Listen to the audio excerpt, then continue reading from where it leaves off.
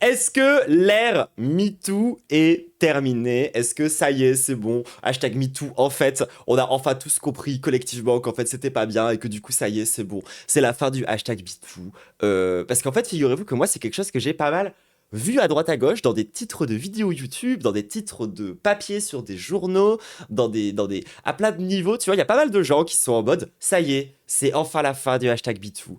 Genre j'ai vu ça sur West France, j'ai vu ça dans pas mal de petits journaux et j'ai évidemment vu la vidéo de Thaïs Descuffon qui s'appelle Quand les menteuses ont trop de pouvoir. Mais alors pourquoi la fin du hashtag MeToo, vous allez me demander.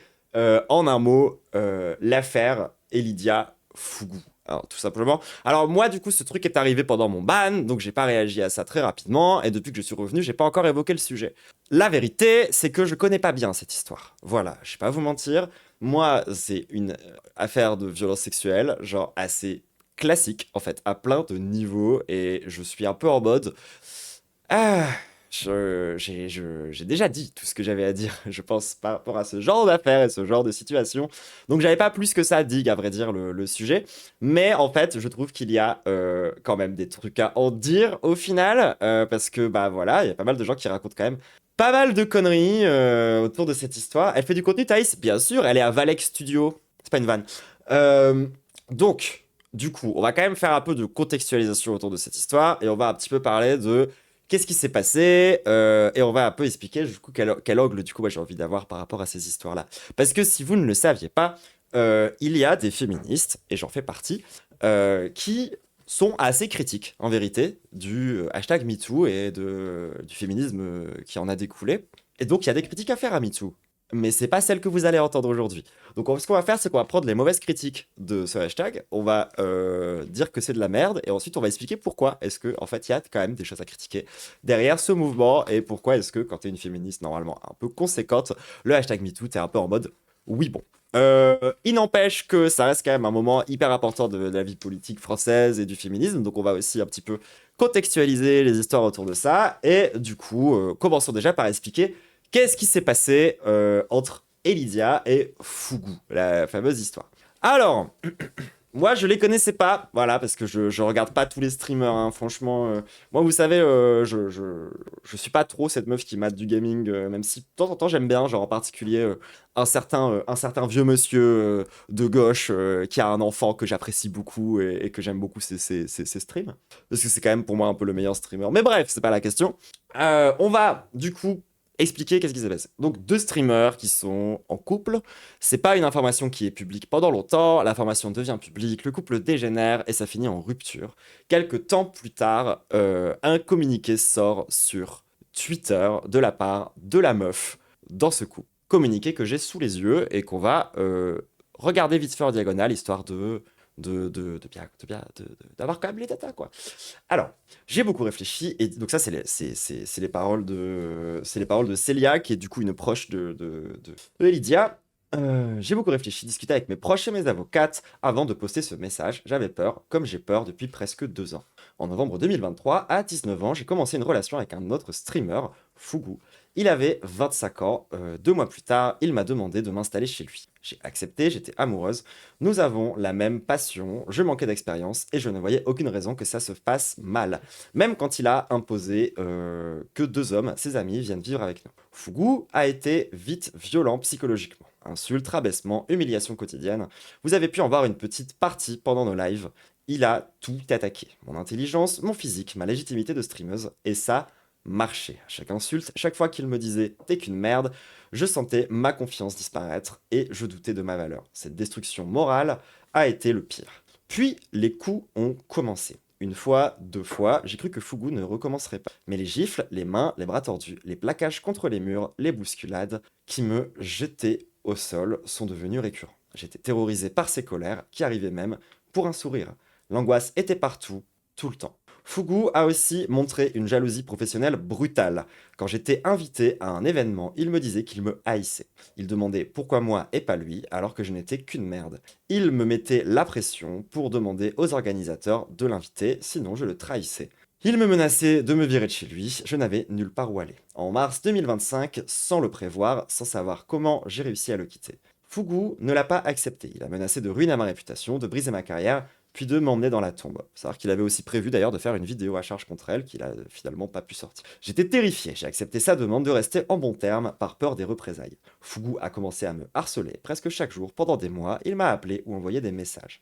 Il voulait s'assurer que je ne parlerais pas, il voulait que je me remette avec lui, je voulais qu'il me laisse me reconstruire. Je ne répondais pas. En juin dernier, l'angoisse a pris le dessus. Je suis allé au commissariat déposer une main courante au cas où il m'arrive quelque chose.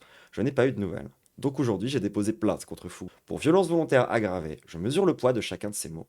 Je prends la parole parce que ce que j'ai subi dépasse ma personne. J'espère montrer que parler, c'est se protéger. Vous n'êtes pas seul, des solutions existent. Ce n'est pas à moi ni à vous d'avoir honte, c'est à eux. Je suis courageuse parce que j'ai pleuré. Je suis courageuse parce que je n'ai plus honte et donc j'ai moins peur. J'ai été victime de violence, mais j'ai décidé de ne plus subir en saisissant la justice. Je n'évoquerai plus cette histoire publiquement, je tendrai la main à quiconque en aura besoin. Donc on a eu ce communiqué qui est sorti avec évidemment donc quand même des accusations assez lourdes, notamment des accusations de violence psychologique, des relations, une relation d'emprise en fait, je pense qu'on peut en parler, et aussi donc de la violence physique, à savoir le mec l'a frappé. Évidemment, quand ce truc-là est sorti, t'as un peu tout le monde qui a soutenu quand même Elidia. Faut pas non plus faire genre, il y a pas mal de monde qui étaient plutôt gros streamers qui ont quand même soutenu la nana. Donc t'as Link, Samuel Etienne, Dogby, etc. Tous les plus gros streamers de la plateforme qui ont soutenu Elidia a raison. Je veux dire, pour le coup, quand on lit ce truc-là, évidemment, tu soutiens la nana. Enfin, genre, c'est quand même la base. Évidemment, comme on est sur Internet, c'est aussi parti en full tribunal populaire. Évidemment à l'encontre de Fugu, et le ref a décidé de réagir à ça avec une vidéo de 50 minutes. Une vidéo de 50 minutes donc, que vous pouvez voir ici, qui a fait un total de 3,2 millions de vues en 2 semaines, d'accord? Donc c'est énorme.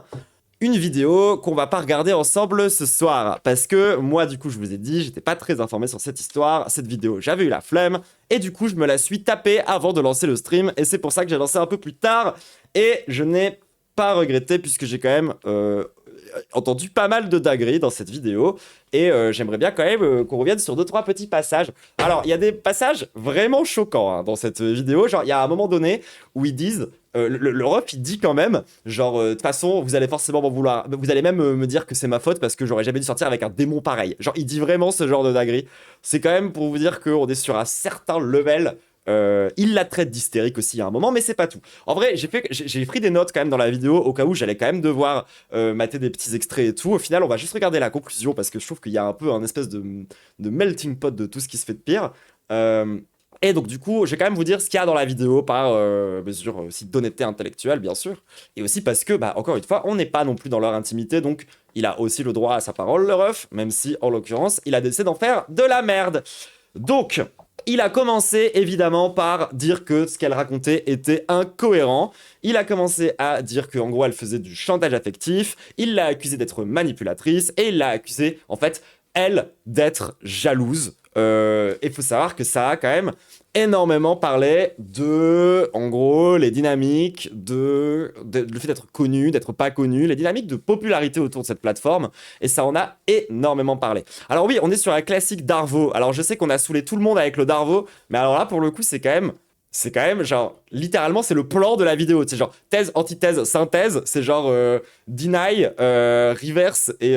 Enfin, je sais plus ça veut dire quoi Darvo, mais concrètement, c'est genre... en gros, t'es dans le déni, puis après, tu accuses l'autre, et ensuite, tu te fais passer pour la victime. Et là, c'est vraiment, littéralement, le plan de la putain de vidéo. C'est-à-dire qu'il commence par être dans le déni. Il explique que c'est en fait elle qui est manipulatrice, il explique qu'en fait, c'est elle qui est jalouse, et il va même jusqu'à dire que, genre, la Russ... en fait, c'est elle qui a été violente et que limite, c'est lui qui a subi de la violence sexuelle.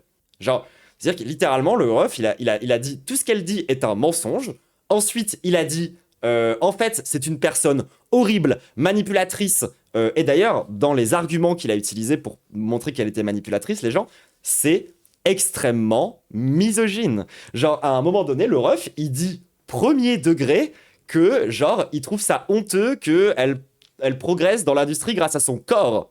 Genre, vraiment, c'est ce genre de remarque. Et je sais que ça peut passer parfois un peu inaperçu quand vous regardez la vidéo en vite fait, mais je vous jure, les gens, c'est turbo misogynes. Et c'est des arguments misogynes qui sont hyper classiques. Genre, par exemple, il la traite d'hystérique. Il explique qu'en fait, c'est lui qui était dans une situation d'insécurité parce qu'en fait, elle était en train de draguer d'autres mecs et donc en fait, il avait raison d'être jaloux. Il a commencé à expliquer aussi que, en vérité, c'était une espèce d'attention whore. C'est-à-dire une espèce de meuf qui cherche l'attention, qui cherche le buzz, et qui en fait manipule des hommes autour d'elle pour pouvoir grapper dans les statistiques. Il l'accuse d'avoir flirté, il l'accuse de lui avoir mis à l'envers, et il l'accuse de beaucoup de choses. Et au final, il ne revient que très peu sur les violences. Encore une fois, la vidéo fait un bon 50 minutes et la première fois qu'il commence à parler des violences, c'est au bout de bien 20 minutes. Donc avant de commencer ne serait-ce qu'à évoquer le cœur de ce qui va pas dans la relation, il passe vraiment 20 minutes à dire que c'est la pire personne sur Terre, que la meuf est un démon, que basiquement, en gros, c'est quelqu'un d'horrible qui fait que la manipuler, tu vois. Et c'est full bingo vidéo classique, en fait, d'agresseur. Vraiment, ça, c'est assez typique, quoi.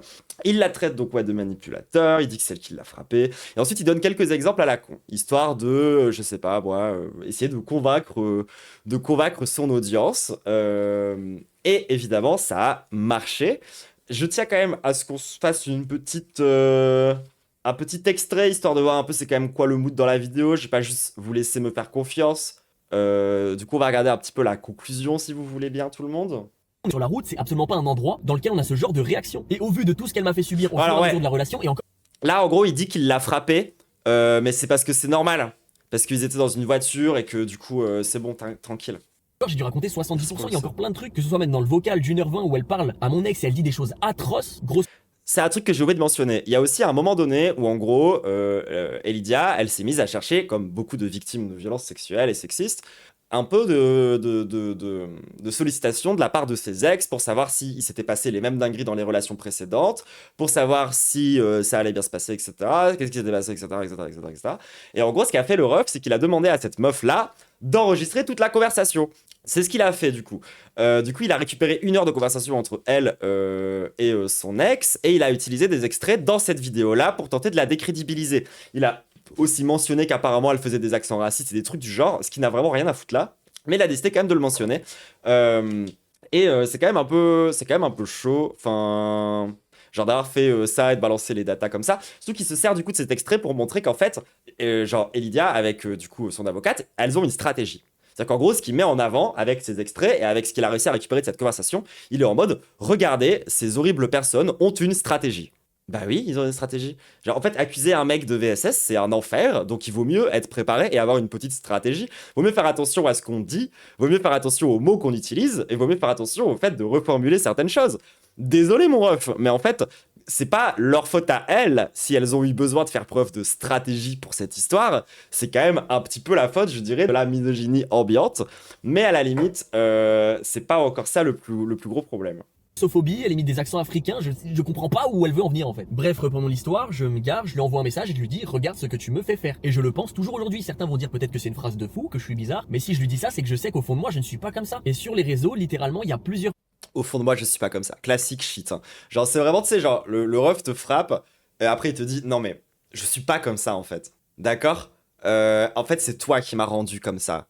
Personnes qui sous des tweets disent c'est pas la première femme à qui il fait ça. Et la raison pour laquelle les gens disent ça, c'est parce qu'elle a demandé à mon ex-copine de témoigner contre moi en mentant en disant que je l'ai frappée elle aussi. M du coup a joué le jeu parce que le but c'était d'avoir des preuves et donc elle en a probablement parlé autour d'elle en disant ouais même son ex elle est prête à témoigner etc. Genre ceci prouve cela pour quelle raison étant donné que M n'en a parlé absolument personne d'autre qu'elle. Personnellement moi ça me fait énormément de mal pour les personnes qui subissent de réelles violences physiques. La vérité classique shit, hein.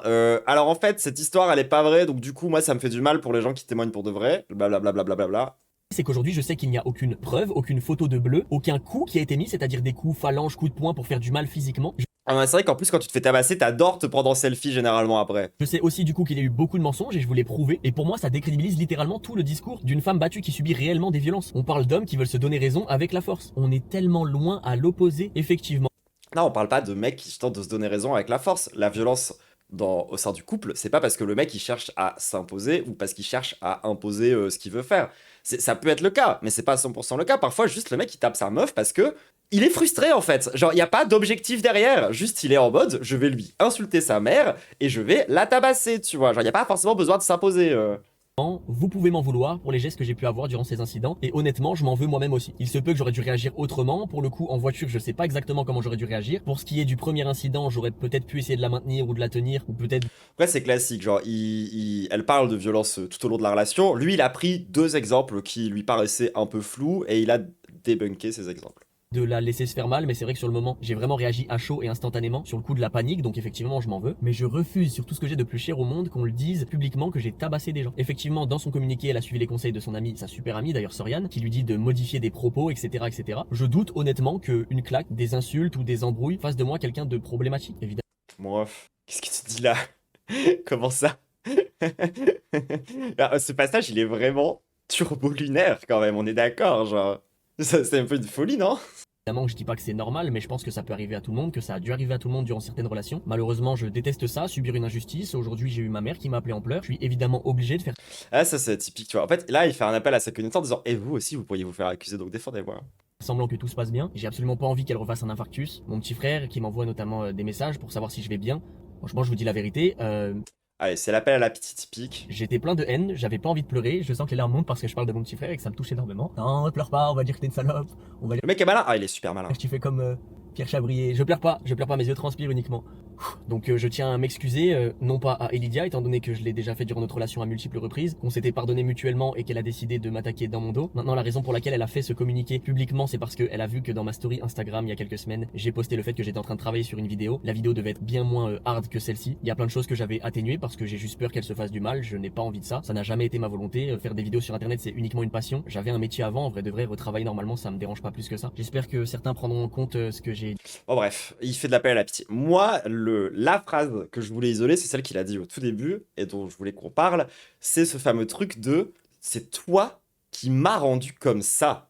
Genre, il le dit mot pour mot. Il est en mode, en fait, c'est parce que tu es une mauvaise meuf, parce que tu es une meuf, genre manipulatrice, je sais pas quoi, que tu m'as rendu violent et que du coup, je m'en suis pris à toi. Oui, il a dit ça. Genre, attendez, vous voulez qu'on retrouve l'extrait? Attendez, je retrouve. D'en parler, j'arrive pas à croire. Je me dis c'est un autre monde et on essaie de me faire passer pour quelqu'un qui tabasse les gens. Ok, j'admets, j'ai pas été bon dans la relation, mes gestes, ma manière de réagir, etc. J'en suis conscient, j'ai besoin de personne pour me dire que ce que j'ai fait c'est mal ou que j'ai mal réagi. Mais je vous jure sur tout ce que j'ai de plus cher au monde, que à ma droite, si en côté passager c'était un handicapé, mon père, ma mère, mon petit frère, même Cédric Doumbé, j'aurais réagi de la même manière. C'est de tout ce qu'elle m'a fait subir au fur et à mesure de la relation, et encore j'ai dû raconter 70%, il y a encore plein de trucs, que ce soit même dans le vocal d'1h20 où elle parle à mon ex et elle dit des choses atroces, grossophobie, elle émet des accents africains, je comprends pas où elle veut en venir en fait. Bref, reprenons l'histoire, je m'égare, je lui envoie un message et je lui dis regarde ce que tu me fais faire, et je le... Ça, les gens, c'est vraiment une phrase de gros connard. Je suis désolé, hein. Genre, c'est vraiment une phrase d'agresseur. Enfin, genre, c'est vraiment une phrase de hyper violente. Genre, d'expliquer que, en fait, t'as été. Genre, il y a ton mec. Genre, ton mec qui, rappelons-le. Alors, attendez, petit rappel des faits quand même, hein. Genre, on est dans une situation où t'as 2 personnes qui sont en couple, dont un qui a 25 ans, qui est extrêmement connu, et l'autre qui a 19 ans et qui est beaucoup moins connu. Donc déjà, il y a évidemment un rapport hiérarchique au bout d'un moment dans cette histoire. Genre, au bout d'un moment, je suis désolé, tu avais un ascendant total sur elle, et du coup, le mec utilise cet argument absolument, genre, lunaire de « regarde ce que tu me fais faire ». Genre, je suis désolé, c'est une immense folie. Vous savez que ça, c'est la défense de certains mecs qui ont tué leur femme. Genre, il y a des mecs qui, dans les féminicides, une défense assez traditionnelle de ces trucs-là, c'est le mec qui explique qu'en fait, c'est la meuf qui l'a poussé à bout et que c'est pas vraiment sa faute parce que, en fait, tu vois, c'est elle qui aurait été trop mauvaise et qui l'aurait poussé à faire ce genre de truc. Et c'est horrible, parce qu'en fait, au bout d'un moment, je suis désolé, mais lui, il ne répond absolument pas sur le fond de cette histoire, notamment toute la partie violence psychologique et relation d'emprise. Parce qu'en fait, ce qu'il faut qu'il comprenne aussi au bout d'un moment, le ref, c'est que quand tu mets une meuf dans une relation où tu passes ta vie à l'humilier, à la menacer physiquement et à, genre, être globalement violent avec elle, oui, elle ne va pas être parfaite derrière et oui, elle va avoir des réactions qui sont pas dingues. Effectivement, parce qu'en fait, quand t'es dans une situation de violence relationnelle, que en plus de ça, t'es super jeune et qu'il y a toutes des dynamiques de baiser par rapport en fait à la notoriété, bah en fait, tu fais des dingueries, tu vois, parce que c'est compliqué comme situation. C'est quand même, genre, assez ouf de pas s'en rendre compte. C'est-à-dire que lui, tu vois, de son point de vue, il est en mode ah là là, c'est à cause d'elle que genre j'ai été aussi vénère, aussi violent, etc. Par contre, lui est incapable de comprendre le fait que peut-être que la meuf a un peu vrillé à cause de lui. Genre, ça, par contre, c'est complètement, ça sort complètement de son analyse et ça marche que dans son sens à lui, quoi. C'est vraiment en mode genre, ah là là, elle s'est mal comportée avec moi, regarde ce qu'elle m'a fait faire, tu m'as rendu jaloux, tu m'as fait ceci, cela, c'est pour ça que je t'ai frappé. C'est un peu chaud de parler comme ça. Elle a aussi des problèmes familiaux dans cette relation. Bah après, je vous l'ai dit, moi, je connais pas très très bien cette histoire au global. Il n'empêche que, genre, tu n'accuses pas quelqu'un que tu viens de tabasser d'être responsable du fait que tu viens de la tabasser. Genre, c'est quand même un peu chaud, tu vois, je suis désolé. Enfin, et même si c'est pas, genre, tabasser, si c'est une énorme claque, ça reste hyper grave, en fait, tu vois. Et il y a vraiment ce truc où bah en fait tu peux assez vite comprendre pourquoi est-ce que derrière la meuf, elle s'est méfiée de lui, pourquoi est-ce que la meuf elle a essayé de comment dire, d'essayer de trouver la meilleure façon d'en parler, pourquoi parce qu'en fait genre on imagine tout le temps que c'est la femme qui est manipulatrice et jamais le mec, tu vois, dans ces histoires-là. Alors que c'est clair et net quand tu regardes un petit peu comment ça se passe cette histoire, que le ref, enfin que la meuf, elle avait pas la place dans cette relation pour s'exprimer, qu'elle avait pas la place dans cette relation pour pouvoir. Enfin, c'est un schéma qui est hyper fréquent et je suis désolé, mais la fameuse toxicité là de ces meufs, elle vient pas forcément de nulle part. Là, on a vraiment un mec qui fait une espèce de retournement total de la charge où littéralement il reprend très exactement c'est quoi les accusations pour les retourner. C'est-à-dire qu'il explique que c'est lui qui a été victime de violence parce que c'est elle qui l'a frappé. Je vous jure qu'il y a un passage comme ça dans la vidéo. Ensuite, il explique que c'est lui qui a connu de la violence sexuelle et tu sais pas trop pourquoi, tu comprends pas bien. Il explique que c'est elle la manipulatrice. Enfin, c'est que des trucs comme ça, c'est que des dingueries tout au long de la vidéo. Donc, alors, c'est quand même histoire de vous présenter cette histoire, mais la vérité, tu vois, c'est que on n'est pas ici pour ça. On n'est pas ici pour trancher. On n'est pas ici pour genre être les juges de savoir si dans cette histoire, genre qu'est-ce qu'on devrait faire, genre comment est-ce qu'on devrait le punir, ce genre de trucs, tu vois, c'est pas la question qu'on va se poser aujourd'hui.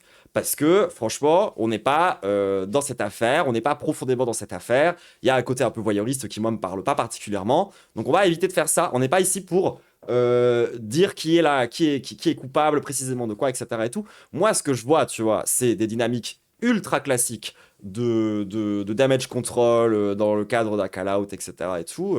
C'est des choses qu'on voit absolument partout, tout le temps, H24. Donc je me permets quand même de le notifier. Mais sinon, faites-vous votre avis vous-même. Franchement, on n'est pas là pour être capable d'avoir une opinion parfaitement tranchée et nous ne sommes pas la justice.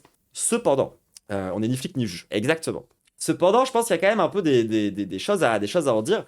Notamment autour du coup de pourquoi est-ce que cette affaire tout le monde est en mode ça y est, c'est la fin du hashtag MeToo. Moi, ça, c'est quelque chose que je comprends pas. Parce que, bah, la vérité, c'est ce que je vous ai dit depuis le début, c'est que c'est une affaire qui est quand même assez difficilement classique. On est sur un cas, genre, dans lequel, en fait, c'est le genre de truc qui arrive absolument H24. La défense du mec n'est absolument pas originale. Et jusque-là, on est sur vraiment 10 000 fois la même histoire. Donc, qu'est-ce qui change cette fois-ci? Qu'est-ce qui change concrètement? Eh bah, pas grand-chose. Pas grand-chose à part l'ambiance ultra masculiniste sur les réseaux sociaux. La vérité, c'est que tout ça, c'est une espèce d'immense backlash où en fait, ça commence un peu à se voir. Il y a déjà eu des cas aux États-Unis comme ça où après le hashtag MeToo, il y a des affaires où c'était devenu une espèce comment dire? C'était pas devenu le procès de l'affaire, c'est devenu le procès du hashtag MeToo, quoi. Je sais plus c'est quoi exactement l'affaire aux États-Unis, comme ça, c'était pareil, c'est entre deux stars et tout, et c'est parti en couille. Mais donc, du coup, ça parle beaucoup du hashtag MeToo. Ça parle beaucoup du hashtag MeToo autour de cette histoire. Donc, on va un peu en parler. Petit élément de contexte sur qu'est-ce que le hashtag MeToo. Le hashtag MeToo, concrètement, on va faire ça très rapidement pour ceux qui voient pas, mais quand même, franchement, faudrait comprendre. Enfin, genre, ça fait quand même un moment que c'est là, quoi. Le hashtag MeToo, à la base, on a eu... ouais, c'est ça l'affaire Amber Heard, merci. L'affaire MeToo, ça a commencé vraiment à prendre de l'ampleur à partir de l'affaire Weinstein. Weinstein, si vous ne le saviez pas, c'est un producteur au cinéma très très très très important. C'est le genre, le mec, s'il t'aime pas, t'as pas de carrière, vraiment. Et en fait, ce mec était un immonde porc. C'était vraiment ce ref complètement zinzin, qui se masturbait dans les plantes, qui faisait des immenses dingueries, qui faisait du chantage sexuel absolument à tout le monde. Donc ça a une affaire qui a énormément choqué l'opinion publique. Et il y a eu énormément de trucs qui sont passés par là. Et du coup, ça a vraiment fait émerger à mort le hashtag MeToo. C'est-à-dire que nous, en France, on avait une petite avance par rapport à ça, parce qu'on avait le hashtag Balance ton porc, qui a un peu précédé ce truc-là, mais en vrai, tout ça, c'est un peu flou, et c'est un peu un mouvement qui est venu au même moment. Pourquoi ça a été important? Ça a été important parce que concrètement, ça a été un véritable moment de libération de parole de la femme. Et ça a été un vrai moment dans lequel, en fait, on s'est un peu tous rendu compte que la violence sexuelle était absolument partout, qu'elle touchait à peu près tout le monde, et que concrètement, c'était un peu une dynamique plus globale que ça, et que c'était surtout des grosses dingueries. C'est-à-dire qu'on parlait pas juste de mettre des mains aux fesses, on parle de trucs comme l'affaire Pellico, genre on parle de trucs vraiment graves. Donc ça a été un moment extrêmement important de conscientisation globale autour de la question féministe. Et du coup, c'est quand même important et c'est quand même une plutôt bonne chose qu'il y ait ce truc-là qui a été mis sur la table. La critique que on peut faire en tant que féministe, un peu, on va dire, marxiste, un peu matérialiste, autour de cette histoire, ça va être d'expliquer qu'en fait, le hashtag MeToo, ça reste quelque chose de relativement libéral, dans le sens où en fait, c'est quand même assez compatible avec comment fonctionne aujourd'hui le patriarcat et tous ces trucs-là. Et merde, je sais plus ce que je voulais dire.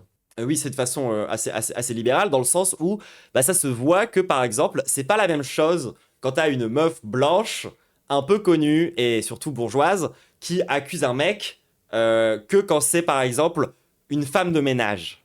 Donc en vérité, il y a aussi dans le hashtag MeToo déjà, dès le début, le lancement du truc, un petit problème de, en fait, c'est pas avec des call-out qu'on va réussir à résoudre le problème, puisque de toute façon, le call-out n'est pas utilisable par tout le monde avec la même intensité et avec la même force. Donc en fait, il y a déjà une espèce d'inégalité de base au niveau des femmes qui fait que ce système de dénonciation ne peut pas en fait derrière sous-tendre une véritable transformation sociétale parce que bah déjà de base s'il y a que les meufs blanches bourgeoises qui peuvent le faire, c'est que c'est un peu limité si vous voulez. Ensuite, l'autre critique qu'on peut faire par rapport à ça, c'est que bah le problème du hashtag MeToo, c'est entre autres que du coup le féminisme s'est concentré autour de deux questions qui sont un peu un PB. Genre, on a l'impression maintenant, aujourd'hui, quand on parle de féminisme, qu'on parle principalement de violences sexistes et sexuelles, et que la question féministe est complètement liée et se résume presque parfois à la question de la violence sexiste et sexuelle.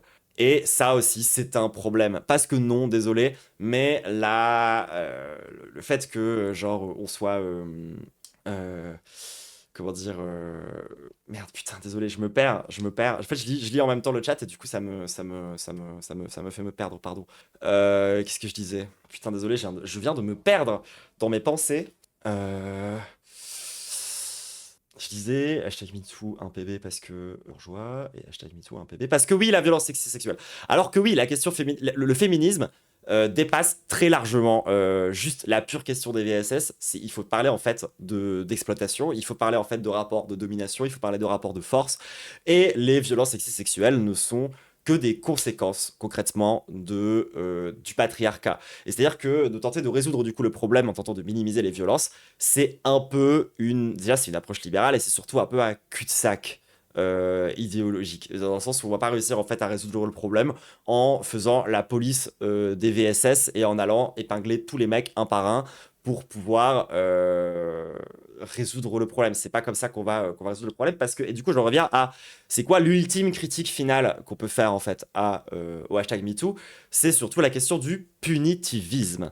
C'est que le problème c'est que du coup on va percevoir systématiquement les affaires de violence sexuelle comme étant un moment où il faut punir le mec et où du coup on va avoir vraiment des notions qui vont faire du campisme dans lequel on va avoir vraiment des gens qui sont pour, des gens qui sont contre et ça va polariser le débat et à la fin on se retrouve en fait à avoir vraiment, on se pose quasiment exclusivement la question de comment punir le mec et de est-ce qu'il l'a bien mérité plutôt que de se poser la question de comment est-ce que ça a pu arriver et comment ça aurait pu ne pas arriver et qu'est-ce qu'on peut faire pour que les choses se passent au mieux, autant pour la victime que pour le reste de la société et également pour l'agresseur. Parce que si on a envie que le mec il arrête de frapper des gens, peut-être que c'est pas comme ça qu'il faut s'y prendre. Donc, plein de critiques possibles par rapport au hashtag MeToo dans le féminisme et tout, il n'y a pas de souci. Genre, on peut en fait avoir une vraie critique sur la gauche, par le féminisme, de ce qui s'est passé avec ces histoires-là. Et c'est pas ce qu'on va regarder aujourd'hui. Aujourd'hui, on va regarder surtout des gens qui disent de la merde. Je vous ai dit, on allait regarder la vidéo de Thaïs Descuffon pour pouvoir parler un peu de cette histoire-là autour de hashtag MeToo. Parce que, évidemment, elle a une critique de hashtag MeToo, mais à l'inverse de moi. C'est-à-dire que pour elle, en fait, toutes les meufs sont plus ou moins des menteuses. Et en fait, c'est horriblissime parce qu'on a donné un trop grand pouvoir aux femmes. Parce que maintenant, en fait, les femmes, avec leur super pouvoir de call-out, elles peuvent détruire la vie d'un homme quand elles veulent. En gros, c'est ça le discours. Sauf que la vérité statistique, c'est que c'est pas vrai. En fait, des meufs qui accusent des mecs, souvent, c'est quand même elles qui en souffrent le plus. C'est leur carrière qui se retrouve détruite. Et in fine, l'opinion publique se retourne quand même et s'acharne quand même beaucoup contre elles. Et quand tu regardes littéralement, c'est quoi, genre, les statistiques? Non, désolé, quand des meufs accusent des mecs de violences sexuelles, 90% des cas, en fait, sont classés sans suite parce que manque de preuves, parce que ceci, parce que ceci, parce que cela, parce que c'est pas assez adapté la justice pour traiter ce genre d'affaires. Et du coup, il y a beaucoup de trucs qui passent, en fait, sous le bus.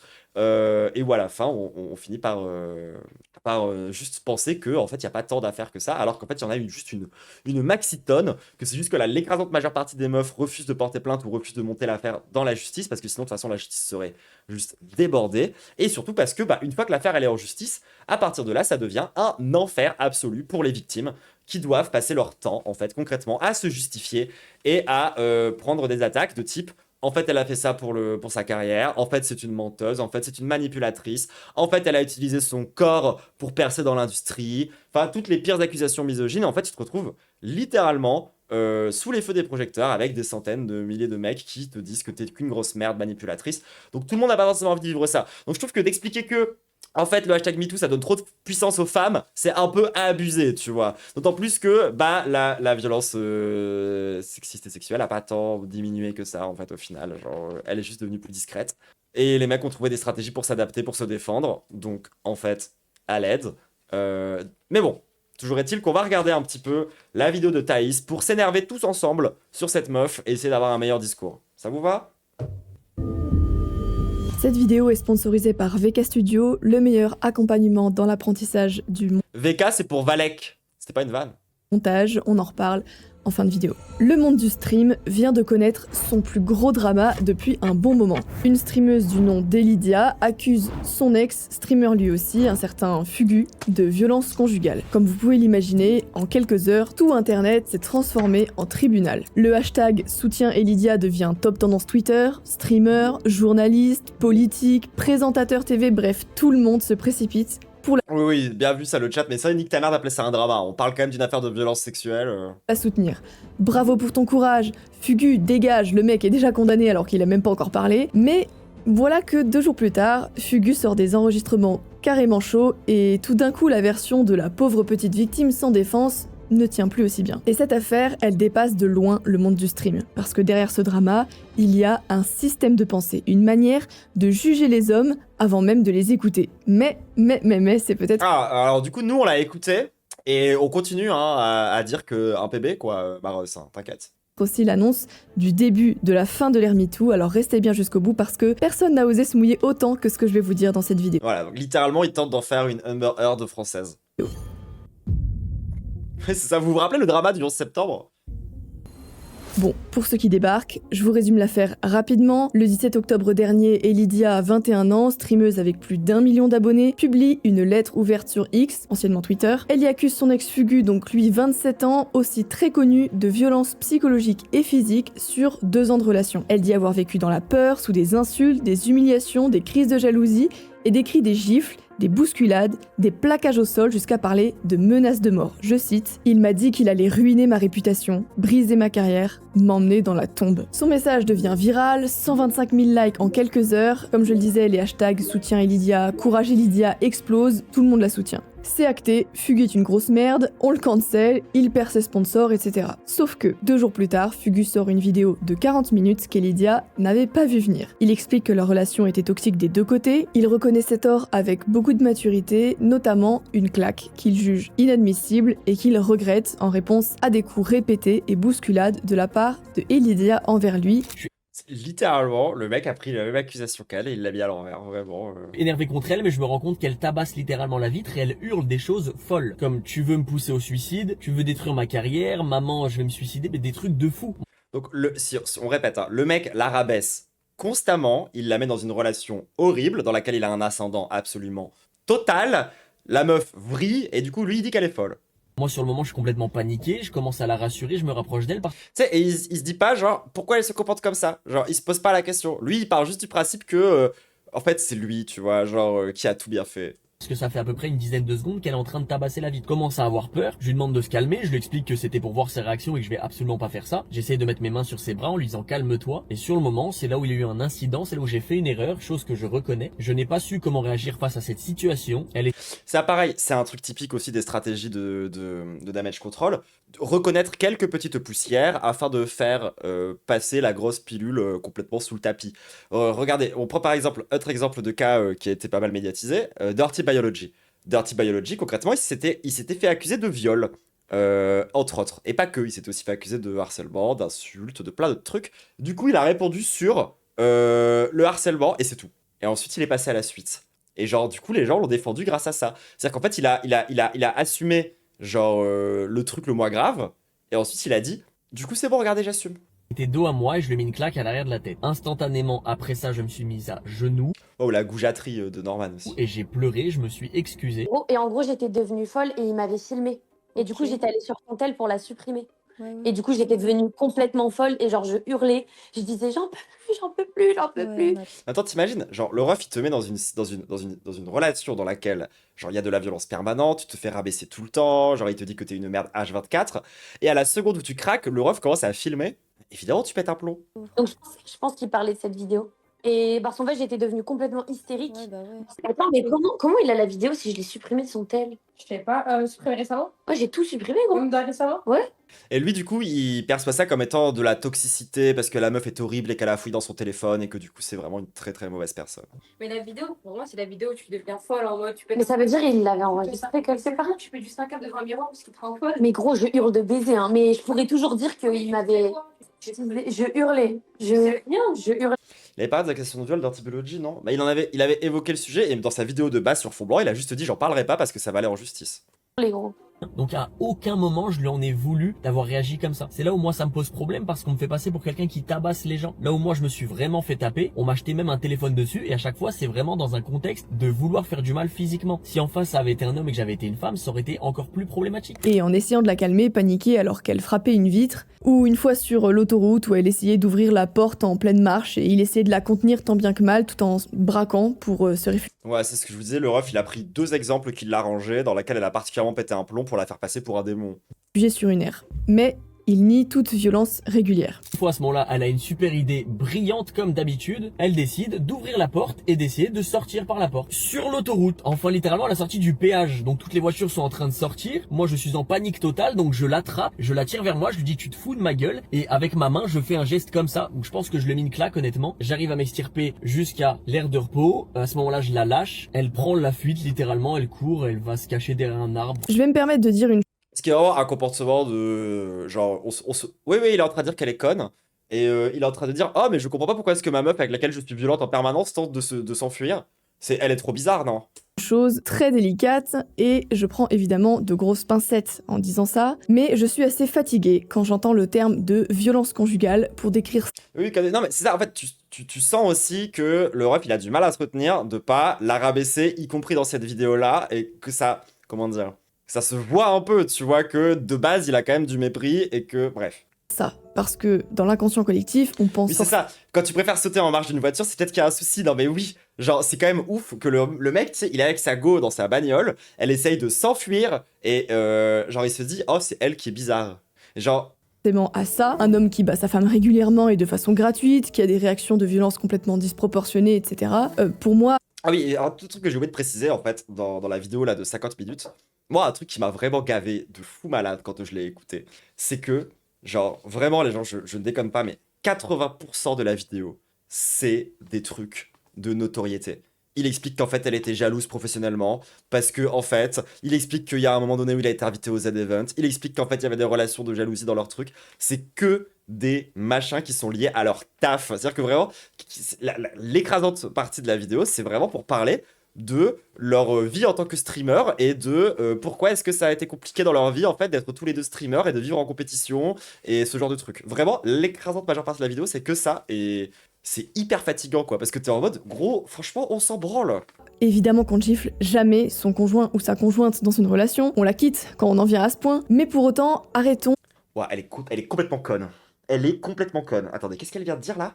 Dans l'inconscient collectif, on pense forcément à ça, un homme qui bat sa femme régulièrement et de façon gratuite, qui a des Ouais, c'est vrai qu'elle précise de façon gratuite, contrairement à toutes les fois où tu bats ta femme pour de bonnes raisons, j'imagine. réactions de violence complètement disproportionnées, etc.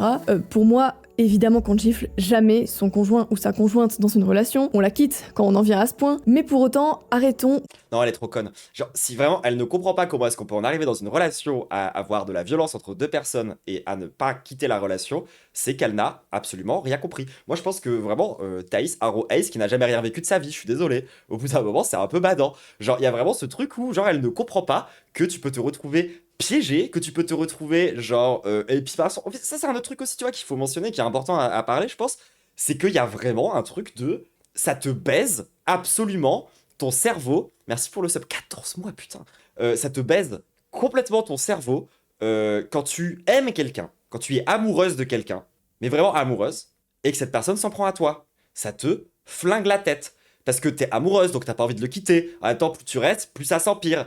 Et tu te retrouves niqué. Tu finis par être littéralement incohérente, en fait. Parce que t'as toujours envie de sauver la relation. Parfois, tu vas même faire du chantage affectif à la personne parce que t'es en mode, mais en fait, si j'ai vécu tout ça, si j'ai vécu toutes ces violences, c'est pas pour que ça s'arrête maintenant. Et en fait, t'as aussi une aversion à la perte qui est liée à ça, tu vois. Bref. C'est beaucoup plus compliqué que ça, hein. C'est pas juste genre, ah bah en fait, il faudrait qu'on se quitte avant que ça parte en couille. Elle n'a pas compris c'est quoi une relation d'emprise, en fait. De mettre tout dans le même panier. Je trouve que ça a des... Parce que pareil, moi ce que je trouve ouf, c'est que direct, un des premiers trucs qu'elle fait dans sa vidéo aussi, et ce qui est quand même assez ouf, c'est qu'elle commence direct par dire, en fait, ils ont tous les deux été toxiques, donc en fait, both side, c'est les deux la même chose, c'est les deux qui sont problématiques. Et t'es en mode genre, Maros, elle avait 19 ans, il en avait 25. Il était beaucoup plus connu qu'elle. Non, c'est pas équivalent, c'est pas pareil, genre, c'est pas la même... il n'était absolument pas sur un pied d'égalité, Maros. crédibilise complètement les récits de femmes qui, elles, ont vraiment vécu dans la peur face à un conjoint C'est tellement ça, tu décris très bien. Ah bah on se demande s'il y a... violent. Personne n'est pour les violences, c'est évident, mais moi, ça me révolte. Ça dépend. Mais faut que j'arrête de parler de Charlie. Ce deux poids deux mesures entre les violences à répétition de Lydia et le dérapage d'une claque sur la nuque en réaction. D'un coup, les violences conjugales deviennent unilatérales. Comment était-il censé réagir? Et surtout, aurions-nous vraiment fait mieux que lui à sa Oui, oui, elle a habité chez lui au bout de 2 mois, hein, bien sûr. place? Bref, passons. Sinon, selon lui, c'est Lydia Ce qui paraît être un move assez typique de truc de mise sous emprise, quoi. Parce qu'une fois que la meuf, elle habite chez toi, tu la tiens quand même un peu dans le creux de ta main, quoi, si tu veux. Parce que du coup, elle habite chez toi. Donc en fait, si jamais ça part en couille, elle a plus de maison, ce genre de truc. qui était jalouse, possessive, elle l'empêchait d'inviter des amis, elle aurait inventé une grossesse pour le retenir. Oui, alors que lui, il a pas du tout l'air jaloux et possessif quand il explique qu'en fait, sa meuf, elle ne faisait que aller à gratter à droite à gauche pour essayer de gratter du buzz et qu'elle s'est servie de son corps pour pouvoir faire sa carrière. Et que derrière, en fait, lui, il tapait des énormes crises de jalousie à la minute où elle parlait avec un mec. Non, non, vraiment, c'est elle la jalouse, hein. Beaucoup de preuves SMS à l'appui pour le coup. Après, moi, je dis pas qu'elle a pas été jalouse. Elle a même probablement été très, très, très, très, très jalouse. Parce qu'en fait, pareil, quand t'es dans une relation où, genre, t'es amoureuse de quelqu'un et que cette personne, elle est violente en permanence avec toi, du coup, t'as pas d'ego, et du coup, tu passes ton temps à te dire, mais en fait, si ce mec se comporte mal avec moi, c'est parce qu'il veut pas de moi. Et donc, du coup, ça te met dans une espèce de vulnérabilité permanente dans laquelle, effectivement, ça crée des dynamiques de jalousie. Parce qu'encore une fois, t'es en mode, mais putain, genre, si moi, il me frappe, ça veut dire que, genre, s'il trouve une meuf mieux, il va partir avec elle, ça peut vraiment te baiser ton crâne. Mais le plus choquant, ce sont les enregistrements audio, des conversations entre Lydia et une amie qui contacte une autre ex de Fugu et Bien dit ça, le chat. Pour les heureuses victimes d'abus, vous pouvez contacter la Maison des Femmes. En tant que meuf trans, elles m'ont bien accueilli perso. Et il y a plein d'autres argas, plein d'autres assos, vous pouvez trouver des trucs. site à Et si vous êtes dans des cas comme ça, où vous avez par exemple un mec qui est très puissant face à vous, ou que vous avez des situations vraiment compliquées comme ça, vous pouvez, n'hésitez pas à faire appel à des médiations ou à des collectifs qui font de la médiation. Ce genre de truc, ça peut vraiment vous aider. Avant que ça parte trop en couille. mentir pour donner du poids aux faux témoignages d'Elydia. Je me dis, en vrai, est-ce que si, Oui, je les connaissais pas les TikTok, j'ai appris les cardages, je me suis dit c'est chaud. Mais en fait, c'est assez chaud, ouais. Je veux dire, quand t'as. Parce que, encore une fois, désolé, mais 19 piges, 25 ans, c'est pas pareil que 25 ans, 32 ans. C'est pas la même, c'est pas le même écart d'âge. Alors, oui, arithmétiquement parlant, mathématiquement parlant, c'est le même écart d'âge. Par contre, d'un point de vue de ton développement personnel et de qui tu es et de comment t'as construit ton ego, c'est absolument pas pareil. Et du coup, de la faire venir habiter 2 mois plus tard chez lui, désolé les gens, c'est quand même un move qui te permet d'avoir un ascendant de baiser. et je dis aux gens, ouais, il m'a frappé, est-ce que tu penses qu'en vrai, ça pourrait crédibiliser le truc? Je dirais qu'en mode, ouais, il m'a tapé, je suis sûr qu'il a aussi fait à son autre copine, tu vois, genre un truc comme ça, tu vois. Et ça, pareil, genre, je trouve ça ouf d'attaquer une meuf là-dessus. Genre, là, ce qu'on est en train de voir, c'est pas une meuf en train d'être manipulatrice. Hein. Là, ce qu'on n'est pas en train de voir, c'est pas une meuf qui est en train de dire oh là là, en fait, il faut que j'arrive à trouver les meilleurs mots pour pouvoir, en fait, le mettre le plus dans la merde et que tout le monde le déteste. Non. Là, on voit une meuf qui est tout à fait consciente des dynamiques, en fait, autour des actes de violence sexuelle dans la société et qui sait pertinemment que il faut qu'elle donne des preuves, qu'il faut qu'elle en mette 10 fois plus pour qu'on puisse la croire. Parce que si tu te contentes de parler d'une relation d'emprise et que tu te permets de parler d'humiliation répétée, où c'est compliqué d'avoir des preuves concrètes, bah t'as intérêt à bien choisir tes mots. Et t'as intérêt à utiliser tout ce que t'as sous la main pour que les gens te croient, en fait. Parce que sinon, les gens ne vont pas te croire. C'est ça qu'on voit dans cette vidéo, dans cet extrait. C'est pas une meuf qui cherche absolument à trouver le meilleur moyen de détruire un mec. C'est surtout une meuf qui réfléchit à comment faire pour qu'on la croie. Je dis pas qu'il t'a frappé. Si tu veux, en fait, le truc, c'est que là, ce que tu nous dis, c'est que ça peut faire en sorte de mettre un terme à l'histoire. Et il est cancel à vie sans mettre en danger Célia, tu vois. Joue avec les mots et dis pas qu'il t'a frappé, tu dis qu'il a été violent physiquement avec toi, mais que tu crois qu'il a frappé aussi son ex, tu vois. Je suis désolé, j'ai pas entendu la fin. En gros, bah, t'en répètes. J'ai dit, peut-être que ça passe si tu réponds, il a été violent psychologiquement avec moi, mais je pense que celle d'après, il l'a effectivement frappé, quoi. Mais ouais, ok. Au pire, tu meurs. Comment? Elle a dit au pire qu'il meurt. Ah ouais? Mais déjà, déjà moi-même qui n'ai pas son ex, j'ai envie de dire qu'il m'a frappé déjà, de base. Mais oui, je vois. Tu m'as des fois, Ça, par contre, je trouve que d'utiliser ce genre d'extrait, c'est clairement juste des meufs, des énormes semardes qui sont en train de discuter et qui sont en train d'être turbo-misandres comme n'importe quelle victime. Et alors, ça, pareil, c'est aussi un truc dont on parle souvent dans la justice transformatrice, où on explique souvent qu'en fait, ça devrait pas être à la victime de donner la sanction, en fait, de décider c'est quoi la punition. Déjà parce que ça lui ramène une charge qu'elle n'a pas besoin et qu'elle ne. Moi, par exemple, pour l'avoir vécu ça dans ma chair, c'est horrible. Hein. Ce moment où, genre, quelqu'un t'a fait quelque chose d'horrible, tu l'as rendu un peu public, histoire que du coup ça puisse un peu changer. Et là, t'as une cinquantaine de personnes qui attendent ton avis pour savoir ce qu'il faut faire et comment est-ce qu'on doit traiter cette histoire. Et t'es en mode à l'aide. Ça devrait pas être à moi de décider ça en fait. Ça c'est une des premières raisons de pourquoi est-ce qu'on devrait pas en fait avoir la victime qui prend la charge de la punition, et aussi parce que du coup il faudrait qu'on puisse laisser la liberté à la victime d'être injuste. Parce que voilà, en fait, quand t'as été victime de quelque chose, t'as le droit d'avoir le seum, t'as le droit d'avoir envie que le mec il crève, t'as le droit d'avoir envie que, genre, t'as le droit d'avoir de la haine, t'as le droit de détester tout ce truc-là, tu vois. Et c'est notre responsabilité à nous aussi de pas juste tout accorder à ça et d'être dans une dynamique de vengeance et de dire en fait t'es caté meuf, t'as le droit de penser ça, parce que quand vous écoutez quand vous écoutez des victimes de viol, il y a plein de meufs qui ont envie que leur agresseur il meure. Vous allez faire quoi? Le tuer? Bah non, hein. Genre, vous allez lui dire, genre, Mareuse, je suis de tout cœur avec toi, la soutenir, faire tout ça pour être avec elle, et puis après, vous allez essayer de gérer l'histoire sans avoir à buter le mec.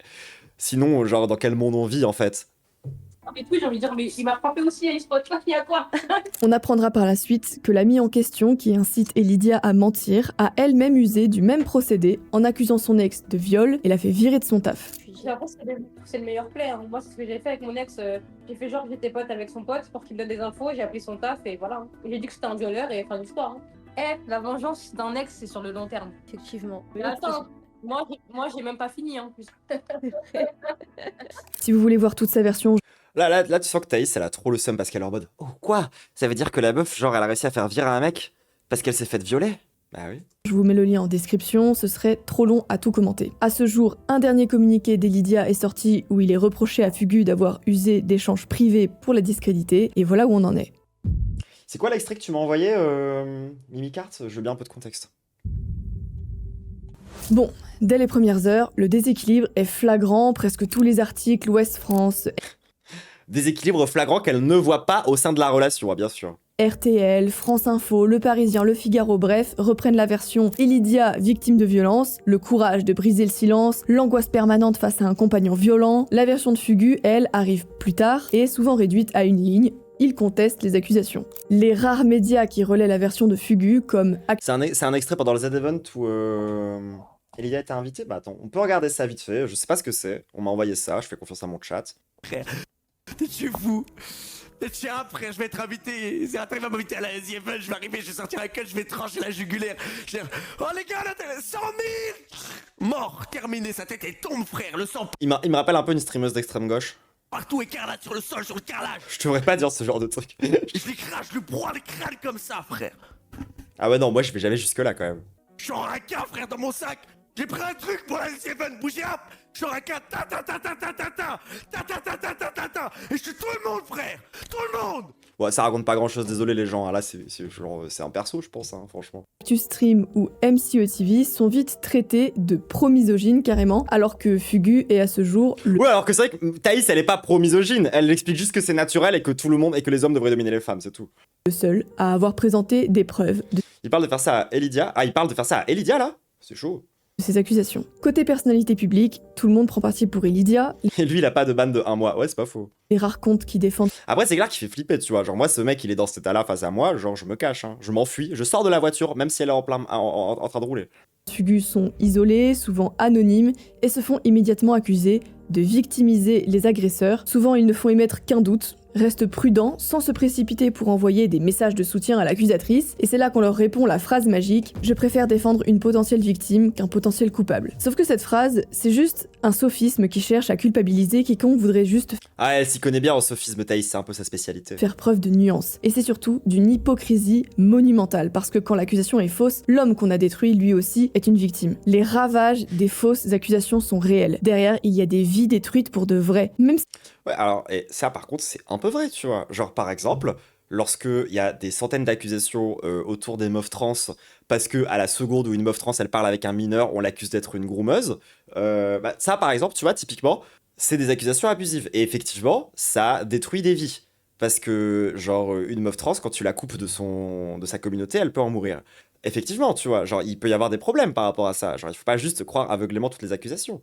Par contre, lorsque t'as une meuf qui accuse un mec, c'est pas pareil en fait. Il y a une notion de hiérarchisation dans la société, de domination de la part des mecs, qui fait que tu n'as littéralement aucun intérêt ni aucun avantage à jamais pouvoir, genre, call out un mec. Basiquement, ça sert vraiment à rien à part à détruire ta propre carrière. Donc tu fais pas ça, tu vois. Genre, c'est beaucoup plus facile d'accuser un mec noir, c'est beaucoup plus facile d'accuser une meuf trans par exemple, et derrière de flinguer sa vie. Ça, je suis d'accord. Tu vois, genre, il y a vraiment des trucs autour des accusations qui sont un peu un PB. La vérité, c'est que ça, c'est quand même un mec cis blanc bourgeois qui est tout en haut de la pyramide sociale. Genre, au bout d'un moment, à quoi ça sert pour elle de faire ça, tu vois? Si, genre, juste elle se sent pas en fait menacée par ce mec. Pourquoi est-ce qu'elle ferait ça? Littéralement.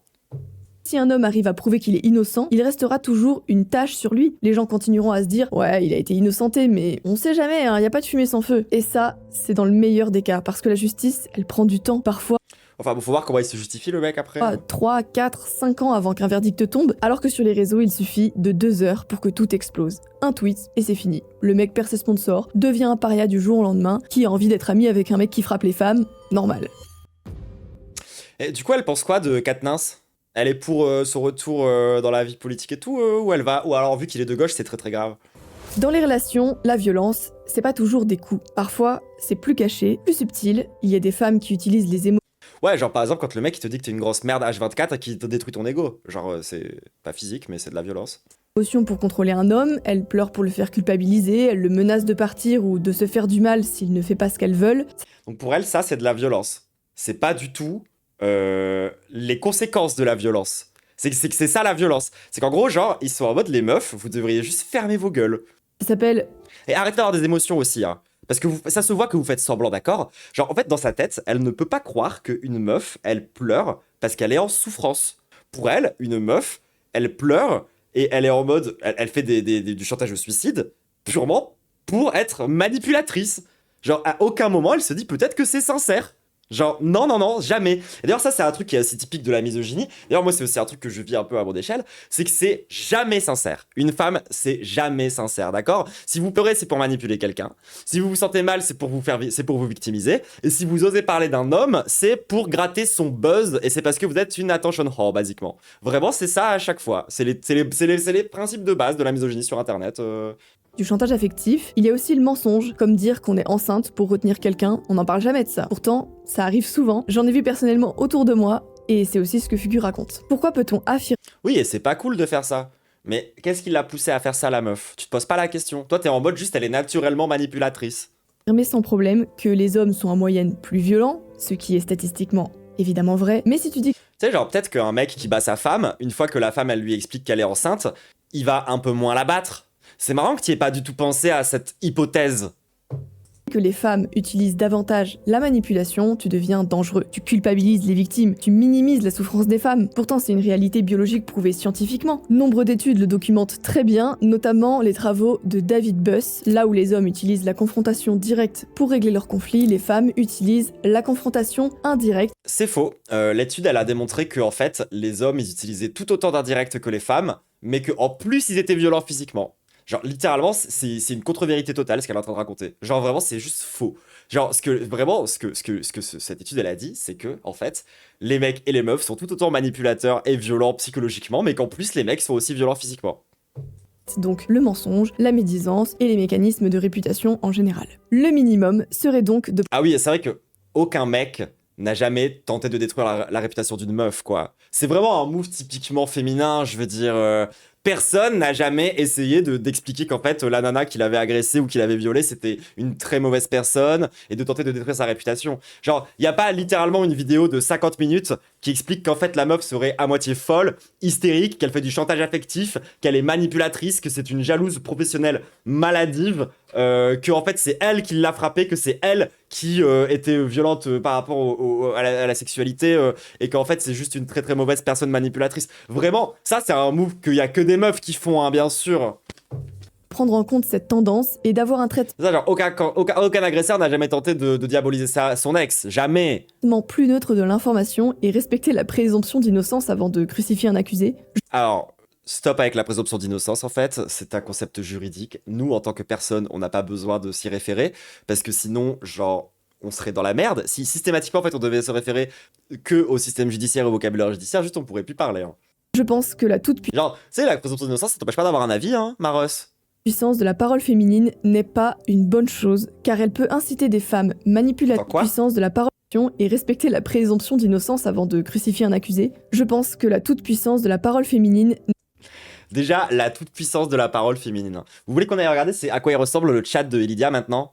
Genre, il y a juste des milliers de gens dans son chat qui lui écrivent hashtag #FreeFugu, ce genre de truc.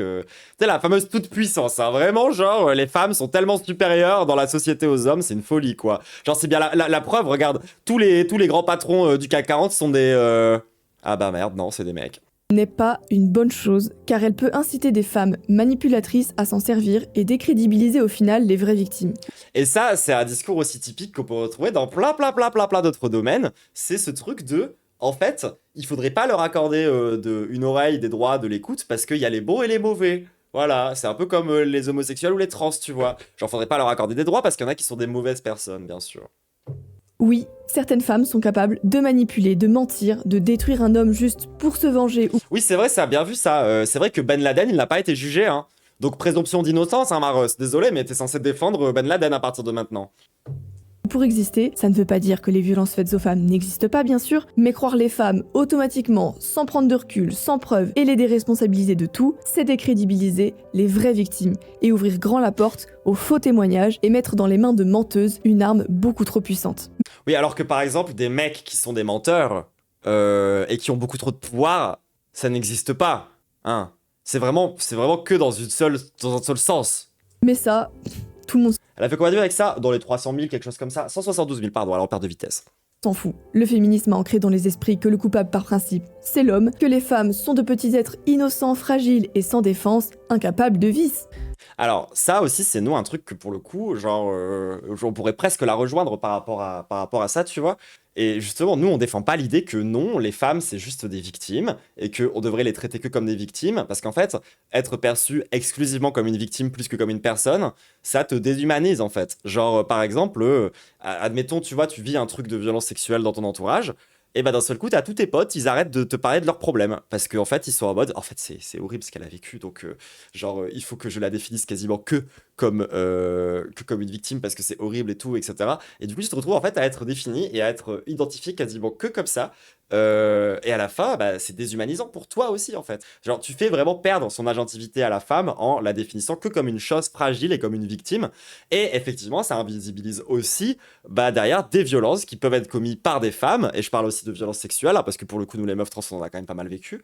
Donc, oui, effectivement, tu vois, genre, il faut pas laisser la meuf dans un rôle de victime, fragile, innocente, tout ce que tu veux. Non, il faut assumer justement que la meuf, elle est pas parfaite. Il faut assumer que la meuf, en fait, elle a fait des erreurs. Il faut assumer que la meuf, genre, elle a potentiellement fait même de grosses conneries. Mais il faut quand même reconnaître que la situation fait qu'il y a un ascendant de la part du mec, que la responsabilité, elle est pas dans les deux sens, en fait. Genre, est-ce que c'est si compliqué que ça de dire non, une victime n'a pas besoin d'être parfaite, non, une femme, ce n'est pas cette petite chose fragile, et pourtant, oui, elles sont quand même victimes très régulièrement des hommes. C'est si dur que ça à comprendre? La fatigue. Oui, et puis c'est vrai ça. Mais dans certains cas, il y a des personnes qui se sont construites à cause de ça et que comme victimes, bah, parfois ça laisse le champ libre à ce qu'elles reproduisent des dominations sur des personnes que elles dominent socialement. Ça fait partie justement de ce cycle de la violence où bah, par exemple, on se retrouve avec une meuf qui a vécu plusieurs relations extrêmement toxiques dans lesquelles en fait elle a vécu des trucs absolument horribles dans lesquels le mec avait l'ascendant. Du coup, son premier réflexe quand c'est elle qui a l'ascendant, c'est de se comporter un peu de la même façon et d'être un peu horrible. Donc il faut faire très attention à ça. Ça aussi, c'est une réalité dérangeante de la psychologie féminine. De quoi? Liberté et responsabilité, il faut choisir. Ah. Ça aussi, c'est une réalité dérangeante de la psychologie féminine. Accuser, c'est plus facile que d'assumer. Rien n'est jamais de leur faute, mais c'est un peu toujours celle des autres. C'est à la fois un alibi personnel bien pratique, mais c'est aussi une stratégie collective. En défendant l'idée que les femmes sont automatiquement des Oui, elle a dit la psychologie féminine, bref. victimes et les hommes naturellement des prédateurs, les féministes veulent Alors non, c'est pas ce qu'on dit. Vraiment, elle est trop conne en fait. Vraiment, c'est fou. Ça va quand même faire, genre quoi, 5 ans maintenant que son taf, c'est de démonter le truc des féministes. Et pourtant, elle est encore en train de dire que nous, ce qu'on dirait, ce serait que les hommes sont naturellement des prédateurs et que les femmes sont naturellement des victimes. Genre en mode, tu sais, il y a la fameuse nature qui fait qu'en fait à gauche on dit que dans les chromosomes en fait tu es naturellement une victime. C'est complètement con, hein. Jamais on a dit ça. Vraiment jamais, jamais, jamais de la vie. Au contraire, nous ce qu'on dit c'est que les hommes sont structurellement, sociétalement, genre plus aptes à être des agresseurs parce qu'ils peuvent se le permettre. C'est juste ça qu'on est en train de dire. On n'est pas en train de dire que c'est naturel, que c'est les hommes en fait qui ont des pulsions animales d'agressivité qui vont tenter de violer des femmes parce qu'en fait les hommes vous êtes tous problématiques. Non, nous ce qu'on dit c'est que si un mec veut violer une femme, eh ben, normalement il le sait même inconsciemment que en fait il va rien se passer et du coup il peut le faire, du coup il y en a plus. C'est ça qui se passe. à la fois obtenir le beurre de la liberté sexuelle. Quand on a un vagin, on a le droit d'avoir un comportement toxique parce qu'on nous a poussé à bout. Quand on en a pas, c'est juste un pervers narcissique. Folie d'avoir dit ça. Déjà, femme égale vagin, premièrement. Début de tweet vraiment, vraiment super. Et du coup, le mec reconnaît qu'en fait, la meuf, elle a été poussée à bout. Sans assumer le prix de la responsabilité d'assumer ses actes. On l'a bien vu dans certaines réactions d'internautes justifiant les comportements toxiques de Lydia ou ses mensonges. C'est elle la femme, c'est juste une gamine, elle n'a que 19 ans, c'est un bébé. Un bébé, carrément, on dirait qu'elle a 5 ans, elle est en...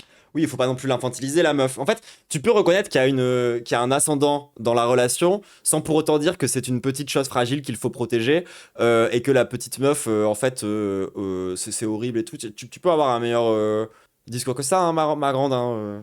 Entendre. Quand ça les arrange, ce sont des adultes fortes, indépendantes, libres de tout faire, mais quand elles font une erreur, là, ça change de discours. Ah non, moi c'est pas mon discours du coup. Les mêmes qui disent qu'à 15 ans, on est assez grand pour décider d'avoir des relations sexuelles, ou même changer de sexe, ou même subir une ablation des seins, disent tout d'un coup qu'à 19 ans... Ah, ça doit être le bordel dans sa tête. Genre, c'est pas clair, hein, c'est pas très bien rangé. Hein. Genre, c'est compliqué, hein, à mon avis, de comprendre des choses. Je pense qu'elle a pas dû aller très très loin à l'école, hein, la Russ, parce que là, quand même, c'est des trucs de logique un peu basique, tu vois, dans lequel, en fait, non, désolé, mais genre, moi, je dis pas qu'à 15 ans, tu peux avoir des relations de façon parfaitement éclairée et consentie. Genre, non, c'est pas parce qu'il y a un connard de gauchiste qui est à moitié un espèce de pédo bizarre, qui raconte des trucs chelous, tu vois, qu'on va commencer à tous être d'accord avec ça. C'est un peu abusé parce que, si tu veux, Thaïs, chez tes copains, les copains là dans lesquels tu traînes dans le milieu où toi tu traînes, les Valek Studio, les psychodéliques, tout ça, c'est quand même beaucoup des mecs qui expliquent, qui bandent sur des meufs de 16 ans. Hein. C'est quand même beaucoup plus à droite et chez les masculinistes que le discours d'expliquer qu'en fait, les meufs à 15-16 ans, c'est bon, c'est ok, c'est pas un discours de gauche. Hein. Genre là, c'est un peu un énorme contre son camp quand même. On est trop fragile pour être responsable de ses choix. Mon corps, mon choix, jusqu'à ce que ça dérape. En fait, elle comprend pas qu'on peut avoir de l'autodétermination, tu vois, et en même temps subir des oppressions systémiques. Genre, elle ne comprend pas qu'on peut être une personne, éclairée, tu vois, sur beaucoup de choses, et quand même se retrouver dans des situations de violence relationnelle, que ça n'a absolument rien à voir avec ta maturité, en fait. Genre, je trouve ça même bizarre de ramener la question de la maturité par rapport à ça. Parce qu'en fait, ça n'a rien de putain de à voir, tu vois. Genre, le fait qu'il y ait une différence d'âge, c'est pas une question de oh là là, en fait. Non, c'est juste, il y a un ascendant structurel, Marus. Genre, c'est juste indéniable. Absurde, soit t'es un adulte, soit t'es un enfant, quoi. Mais tu peux pas être les deux selon ce qui t'arrange. En fait, genre, là, c'est là où tu vois aussi que le discours de droite, ils ont pas compris. C'est-à-dire que pour eux, dans leur tête, on infantilise les meufs. On est en mode, genre, les meufs, en fait, c'est juste des enfants. Et du coup, faudrait tout pardonner à la Russ parce qu'elle est jeune. C'est pas ce qu'on dit. C'est vraiment, vraiment pas notre discours. C'est caricatural, genre. On peut pas tout avoir, c'est aussi simple que ça. Aujourd'hui, beaucoup de femmes influencées par le féminisme veulent la liberté quand ça a des avantages et la protection quand ça tourne mal. Mais à un moment donné, faut choisir. Non, ce que veulent les meufs, c'est pas ça. Ce qu'elles veulent, c'est arrêter de se faire agresser. C'est arrêter de se faire violer. C'est arrêter de se faire violenter psychologiquement. Genre, c'est pas une question. C'est tellement individualiste, bizarre. Genre, c'est trop chelou, tu vois, de parler comme ça, d'être en mode genre, en fait, vous voulez quoi à la fin, les meufs? Vous voulez pouvoir expliquer que vous vous faites agresser? Et ben dans ce cas-là, faut en assumer les conséquences, hein, sinon vous fermez votre gueule. Genre, c'est littéralement un faux dilemme. C'est littéralement un faux dilemme. Genre, nous, tout ce qu'on veut, concrètement, c'est juste d'être en mode... Genre, on aimerait arrêter de se faire agresser en permanence. On aimerait arrêter de se faire violer. Genre, on demande pas à avoir plus de liberté ou je sais pas quoi, de libre arbitre, hein. C'est pas ça le problème, ma grande.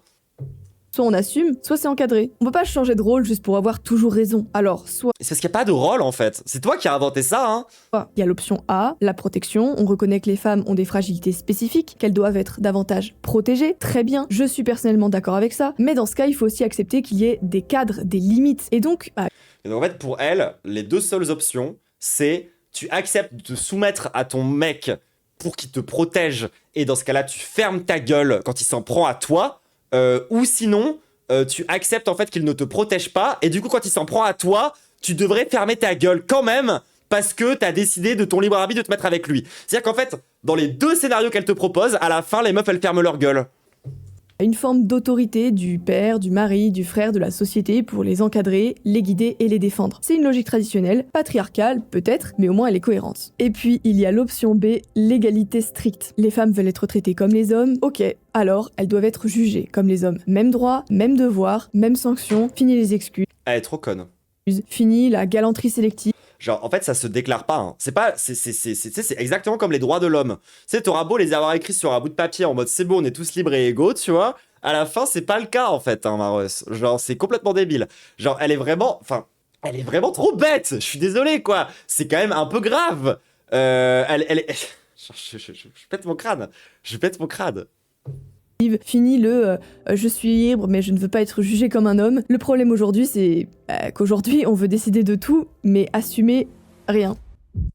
Je vous dis, dans les deux scénarios possibles, à la fin, tu fermes ta gueule et dans sa tête, il y a aucune dimension où il y a genre une enfin, il y a aucun ascendant de la part des hommes sur les femmes. C'est-à-dire qu'en fait, pour elle, elle est pas matérialiste. Elle est en mode, soit tu décrètes une égalité stricte et à ce moment-là, du coup, ça veut dire que t'as le droit, tu fermes ta gueule et tu te fais juger exactement comme un homme, en ignorant complètement la réalité matérielle qui fait que ça se décrète juste pas en fait hein, l'égalité homme-femme. C'est pas juste un truc, tu l'écris sur un papier puis c'est réglé. Hein.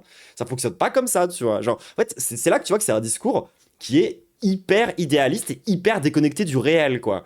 Et surtout que dans tous les scénarios de la meuf, à la fin, tu dois fermer ta gueule. Là où j'ai de l'espoir, c'est qu'après la vidéo de Fugu, les commentaires de soutien d'internautes affluent, les tweets se... Ah, puis ça, vraiment, on ne l'a jamais vu avant. Hein. Genre, vraiment, enfin... Oh, moi, j'ai aucun commentaire de soutien, par exemple, à des mecs comme Dirty Biology. Je veux dire, qui a soutenu des violeurs sur Internet? Je n'ai jamais vu ça avant. multiplie, même si près de 80% des publications sont pro Lydia, contre moins de 20% qui expriment un doute ou une neutralité, les preuves nombreuses de ces mensonges montrent bien que les fausses accusations de violence ou de viol existent, et elles sont de plus en plus nombreuses qu'on ne le pense. Cette histoire, elle me fait penser à une autre. Dans une... Oui, alors que du coup, j'imagine que les affaires de violence intraconjugales, il y en a pas beaucoup. C'est vraiment les fausses accusations qui sont sous-estimées. moindre mesure, celle de Johnny Depp Genre, en fait, c'est des statistiques, Maros. Tu peux pas aller contre la réalité, genre comme ça. et Amber Heard. Ah! Troisième œil, un peu!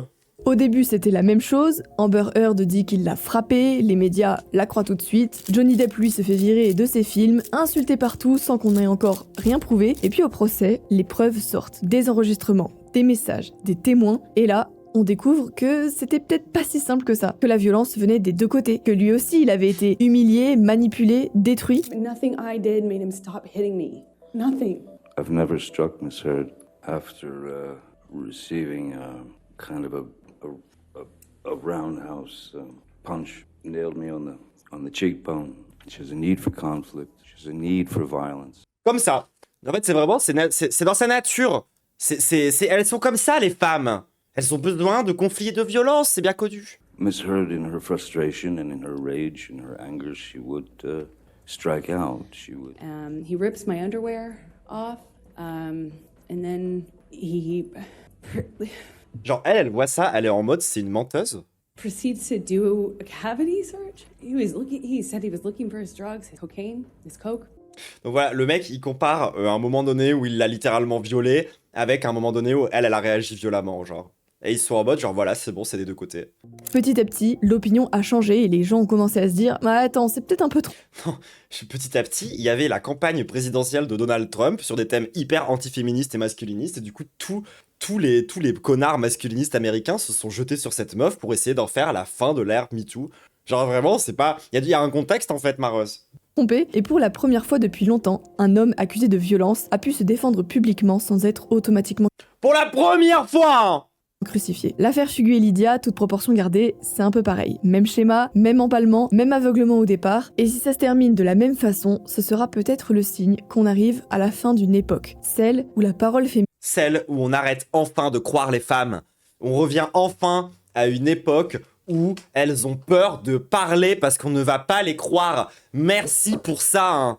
valait preuve, et où la vérité et la nuance n'avaient plus leur Amber Heard a été harcelée à la seconde où elle a porté plainte contre Johnny Depp. Oui, et sa carrière est bientôt finito parce que c'est compliqué en fait. Hein, place. Mais elle a fait ça pour le buzz. Avec la médiatisation de cette affaire, il se pourrait que les gens commencent à ouvrir les yeux. Les gens veulent voir des preuves, entendre les deux versions et... Vas-y, regarde, Maros. Moi, par exemple, tu vois, genre, je me suis fait agresser dans mon lit, là, qu'on voit dans le miroir, là, derrière, juste là. Comment je prouve ça? Comment je fais? C'était, genre, à 5h du mat.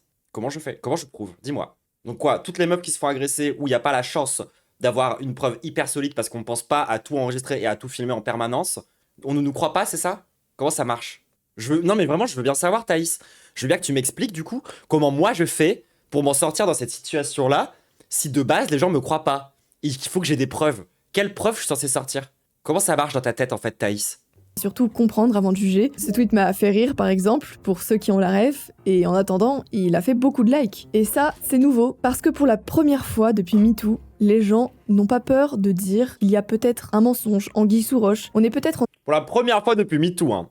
Alors que c'était littéralement la méta avant MeToo. En train d'assister à la fin d'une époque. Une femme ment pour détruire un homme socialement, acte 6, épisode 8822. Bref. T'es juste folle, meuf. Les femmes qui sont toxiques comme toi et qui utilisent leur position de femme pour faire tomber des hommes, c'est à vomir. Oui, alors que les hommes qui utilisent leur position d'homme pour s'en prendre à des femmes, ça n'existe pas. Hein. C'est à cause de ce genre de qu'on va plus croire les vraies victimes. Fougou égale preuve, explication. Et Lydia, je suis une femme, j'ai raison.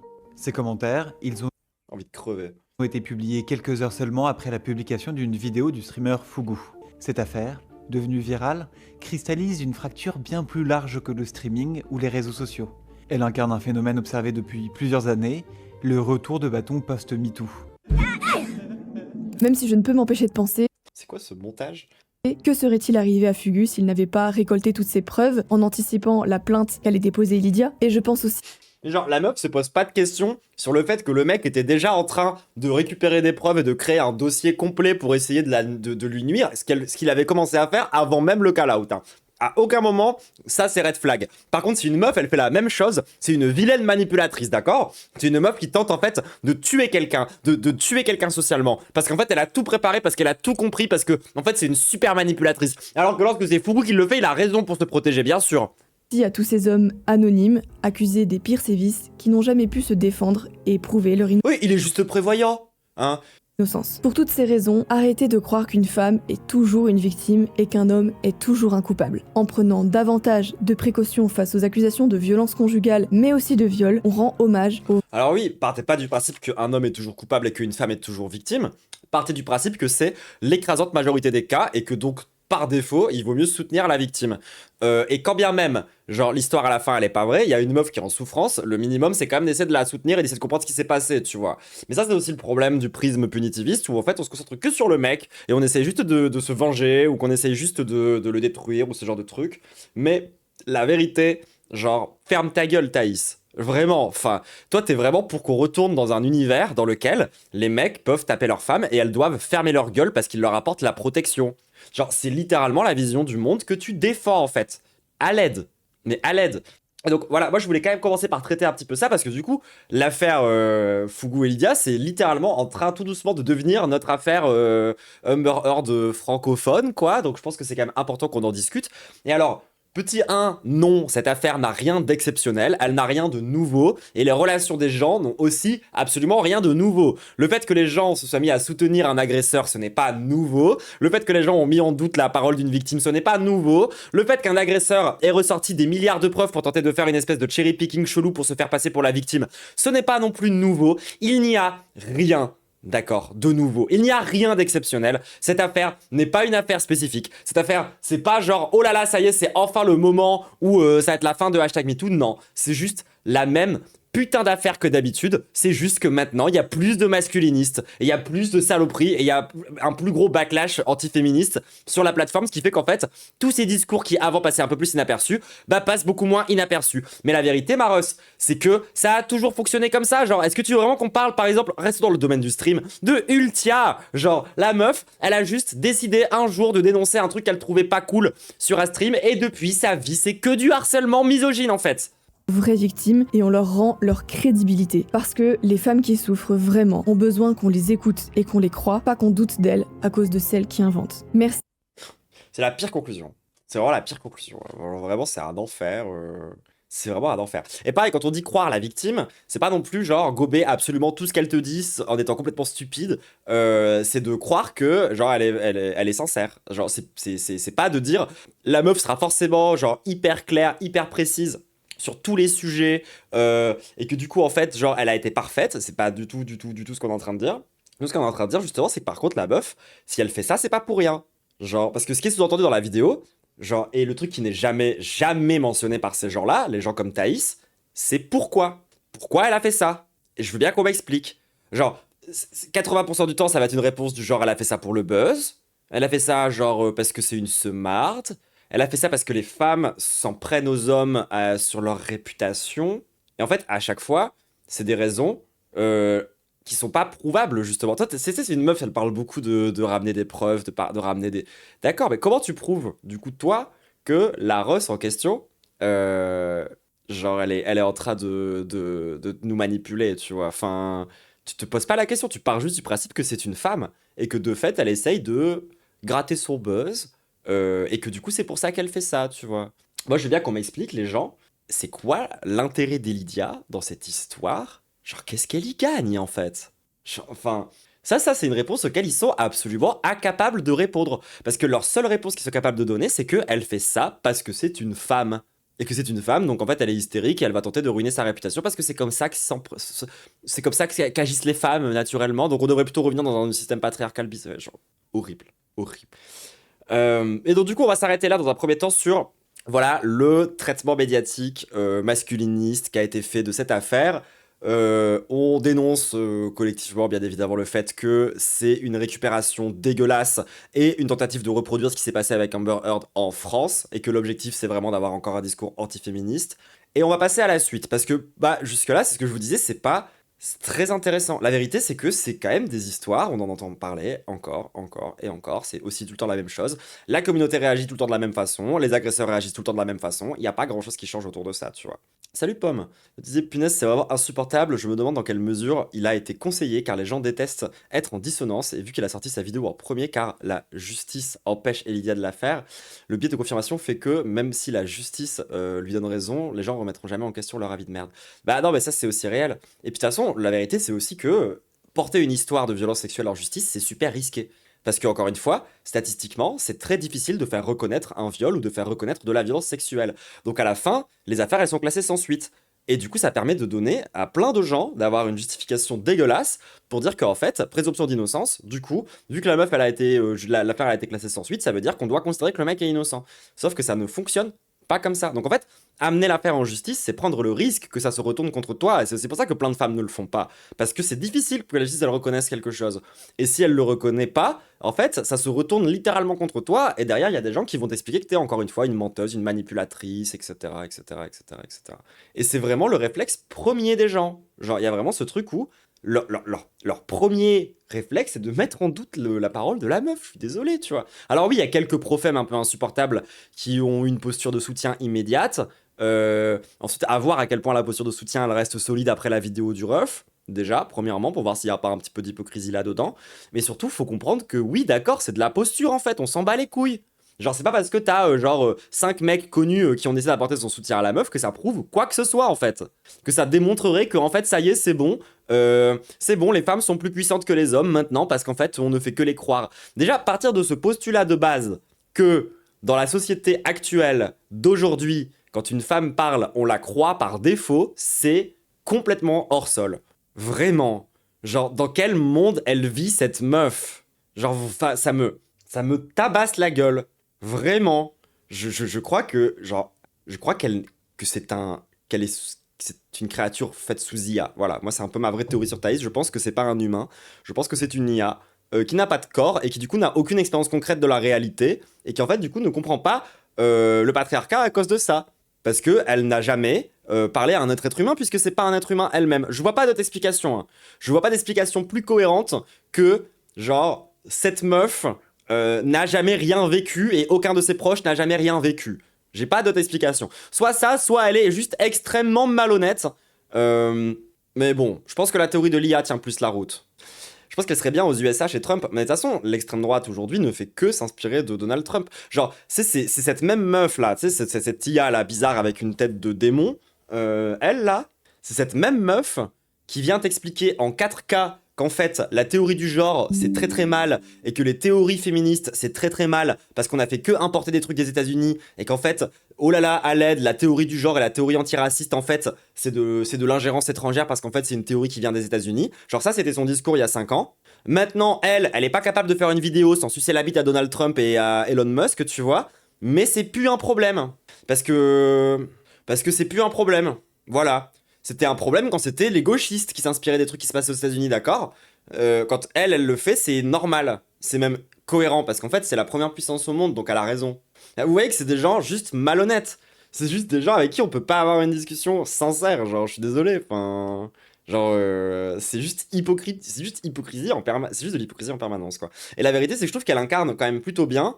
Bah, c'est quoi le discours qui est contre Elydia pour le coup? Parce qu'en vérité, plein de gens, ils ont le même discours qu'elle, et en vérité, son discours, c'est même un truc qui infuse pas mal dans la société, et je pense que t'as certaines daronnes qui pourraient être d'accord avec elle. Et donc c'est pour ça que c'est un discours qui est important quand même à contrecarrer, et avoir un contre-discours contrairement à ça. Parce que la vérité, c'est que c'est Loki réactionnaire, et du coup t'as plein de gens qui tombent dedans sans forcément s'en rendre compte. Et la vérité, tu vois, c'est que aussi, il y a des vraies failles dans le punitivisme, et dans, on va dire, le féminisme qui a émergé après le hashtag MeToo, là, je sais plus combienième vague, il y a des vraies failles, et le problème, c'est que des meufs comme Thaïs, ou des mecs comme, Alex Kitchen, c'est des gens, ils vont utiliser ces failles, en fait. C'est pour ça qu'il faut qu'on soit solide. Parce que elle va avoir une petite faille dans une incohérence ou un truc qui déconne par rapport à notre vision politiquement de ce qu'est le patriarcat et de comment lutter contre. Parce que dans le féminisme libéral, il y a des incohérences et des failles. C'est des gens, ils vont s'engouffrer dedans et genre utiliser ces faiblesses et utiliser le fait qu'on soit pas assez solide à gauche sur certains trucs par rapport à ça pour nous attaquer en fait. Genre sur justement les endroits où on est les plus faibles. Donc il faut qu'on se solidifie, il faut qu'on solidifie notre jeu, et il faut qu'on avance et qu'on sorte de genre le féminisme, on va dire MeToo un peu débile, et qu'on essaye d'aller un peu plus loin dans la pensée, quoi. Sinon, en fait, des gens comme elle, ils vont réussir à convaincre des gens. Parce que sur le coup, ça a l'air sensé ce qu'elle dit. Alors pour vous, évidemment, vous êtes formé politiquement, donc vous n'avez pas l'impression. Mais dans la tête de plein de gens, ce discours, il fonctionne. Donc il faut s'en méfier. Et il faut être capable d'avoir des contre-arguments, en fait. Pour ça que je fais ça. Mais du coup, on va s'arrêter là dans un premier temps pour cette première partie sur le hashtag MeToo, l'affaire Elidia, Fugu et tout, etc.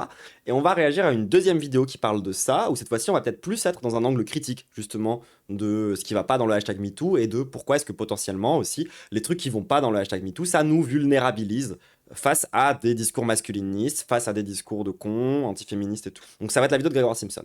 En attendant, je vous laisse là YouTube. Hésite pas à t'abonner, lâcher ton meilleur pouce bleu et me donner de l'argent sur Tipeee. D'ailleurs, j'en profite aussi, big shout out, je l'ai pas encore remercié sur le site, mais je crois qu'il y a quelqu'un qui m'a donné 250 balles sur Tipeee. Merci énormément. Je crois que c'est le plus gros don qu'on m'ait jamais fait de toute ma vie. Merci beaucoup. Bref, tout ça pour dire Kiss YouTube, j'espère que c'était assez clair et que ça t'a intéressé.